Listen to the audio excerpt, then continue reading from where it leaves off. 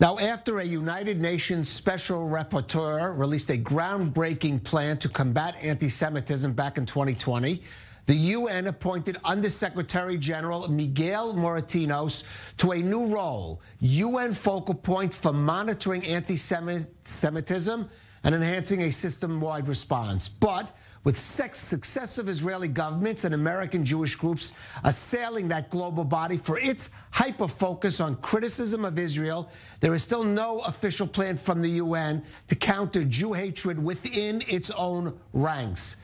Well, for more, we're joined by our senior U.S. correspondent, Mike Wagenheim from New York. And Mike, how's the old proverb go? Physician first, heal thyself. And the question is, can the UN deal with anti-Semitism anywhere else if it's not going to be able to deal with the charges against it as a body and individuals within it, within its own ranks? Well, that's what I sat down and spoke with Moratinos about last week. Gilad Erdan, the Israeli ambassador to the UN, has been highly critical, harshly critical as of late for the lack of action at the UN in terms of anti-Israel sentiment and Jew hatred. I asked Moratinos for a reaction to those comments lately from Erdan. Here's his reaction. The UN exists due to, the sense of the humankind, the member state after the horror of the Holocaust to decide never again.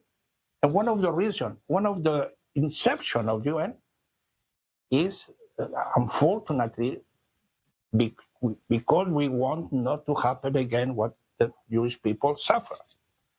And secondly, Israeli government that has, of course, play an important role in the international relation, has been recognized by the UN. So Israel and the Jewish people are integrated in the essence, in the soul of the UN. So how the UN is going to be anti-Semitic? I have to tell you, UN is not anti-Semitic. Well, that would come as a shock to many Jewish leaders and successive Israeli governments, Kalev. I asked Moratinos, where is the plan to combat anti-Semitism? There was a 2020 plan released by the UN Special Rapporteur on freedom of religion at the time. Moratinos said it's taken time. COVID got in the way. He said he's had multiple meetings with Jewish leaders, and that's been confirmed through my own sources. He says there's a plan coming in June. I asked for details. Here they are. What we are going to put in the plan? I think in the action plan. I think most probably, practically sure, we will meet in my dear town of Cordoba that have this sense of the Jewish, memory with Maimonides, to be the golden memory of Spanish convivencia, where the three religions and culture live together.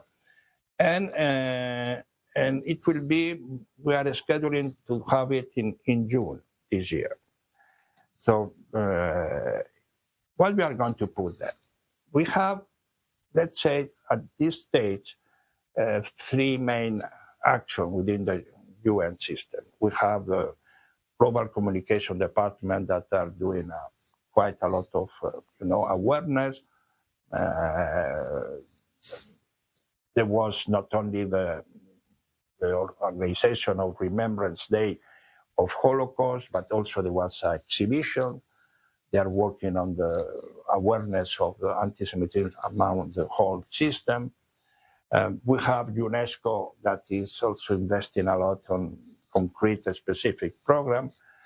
And that is part mainly of that about Holocaust, about memory. But I think what is still needed is to work a little more about anti-Semitism. Not anti-Semitism of the past, but anti-Semitism of today, or what could be in the near future. And for that, we are going to try to have this put all together in order that we have not to work in silos. The Global Communication Department do in January, then UNESCO do. We are trying to, I think the time has come, and that's the reason Secretary General appoint me as focal point in order to embrace and put all together, in order that at the end of the day, we will have better results. Well, it's great, Kalev, to educate the world populace. But again, what about anti-Semitism within the UN ranks? Milun Kathari, a member of the UN Commission of Inquiry on the Israeli-Palestinian conflict, talked about a Jewish lobby controlling social media in an interview last July. A tweet was issued by Moratinos condemning anti-Semitism generally, but no reference specifically to Kathari or the UN. And then it was revealed in December that the UN Special Rapporteur for the Palestinians, Francesca Albanese, had made comments in 2014 about the Jewish lobby subjugating the United States. There was no response at all from Moratinos or the UN. I asked him, how can that be? Here's his response. You know, the two personalities you mentioned, they are independent. They are not part of the UN institution. They have the free to say whatever, and that have to be taken into the human rights, area.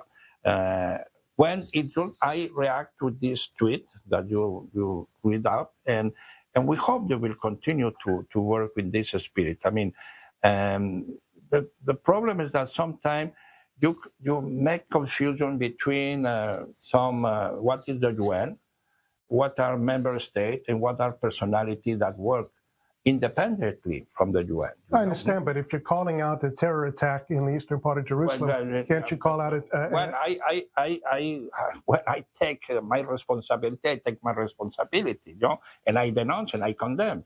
And so that's the reason I react. No, but I mean, I think this you have to really Kotari apologize. How is the name of the Francesca Albanese. Yes, I wanted to bring her up next. So it was recently revealed that in a prior interview, she had said that the Jewish lobby subjugated the United States. That was 2014 or something. Is there a statute of limitations on anti-Semitism? No, I mean, that is ego. So I think again, I'm not to comment her statement. It's not me. I mean, she's independent. She can do. She's a UN representative. No. He's not the UN representative. She's the UN Special Rapporteur. No. He's not the UN representative. He have an independent mandate, and then what you have to be is me as a special focal point to fight against anti-Semitism. I took this kind of. I being engaged to defend and to fight against anti-Semitism. That's what I'm doing. That's what I'm trying to do. Did you speak with her? No, I'm trying to do, and I'm working, and I demonstrate to you that we are not silent, that we are acting, and that the UN is not anti-Semitic. And that is what we are continue to do. You understand, but around the world, people that don't understand the inner workings of the UN and who falls on, they see UN Special Rapporteur in front of her name making a comment that could have come out of their stomach, and there's no response from the UN. No, I want to really continue to say that my commitment is absolutely clear, absolutely determined. I will continue to fight. It's our goal. It's my goal. And is the way I'm going to continue to work. And I'm sure that I will get the full support of my dear friends in Israel, my dear friends from the Jewish community and the UN and the Jewish organization. And we have to, be together in this fight. And then we will produce, I'm sure, much better results. Well, as they say, Kalev, you can't really begin to solve a problem until you recognize there is one. Moratinos insists the UN is not anti-Semitic. Jewish leaders obviously have disagreed with that statement for quite some time. It's a real question now as to whether that bridge can really be gapped at this point in time, even with these meetings coming up, leading to an action plan from the UN. I have to say, Mike, I don't leave that interview reassured that the UN is going to be the best vehicle in which to combat not only global anti-Semitism, but even anti-Semitism there in East New York, there on the East River at UN headquarters. Mike Wagenheim in New York. Thank you for that.